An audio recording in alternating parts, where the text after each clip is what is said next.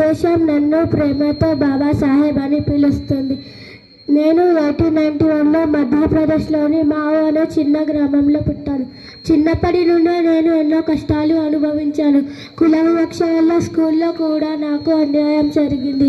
నీళ్లు కూడా తాగనివ్వలేదు నన్ను. కానీ పిల్లలు, నేను విద్యనే ఆయుధంగా మార్చుకున్నా. చదివాను చాలా చాలా చదివాను. భారతదేశంలోనే కాదు, అమెరికా, ఇంగ్లాండ్లో కూడా ఉన్నంత విద్య పొందాను. నేను నమ్మింది ఒకటే, అదే చదువు. భారత రాజ్య రూపకర్తగా నాకు అవకాశం వచ్చింది. రాజ్యాంగం ద్వారా ప్రతి పౌరుడికి సమానత్వం, స్వేచ్ఛ, న్యాయం, సోదర భావం కల్పించాను. అందుకే ప్రియమైన విద్యార్థులారా, మీరు చదివితేనే దేశం ముందుకు వెళ్తుంది. కులం గొప్ప కాదు, మతం గొప్ప కాదు, మనిషే గొప్పవాడు అనే భావనతో జీవించాలి. నా జీవితమే మీకు ఒక సందేశం. ఎన్ని కష్టాలు వచ్చినా చదువు వదలకండి, ధైర్యం కోల్పోకండి. జై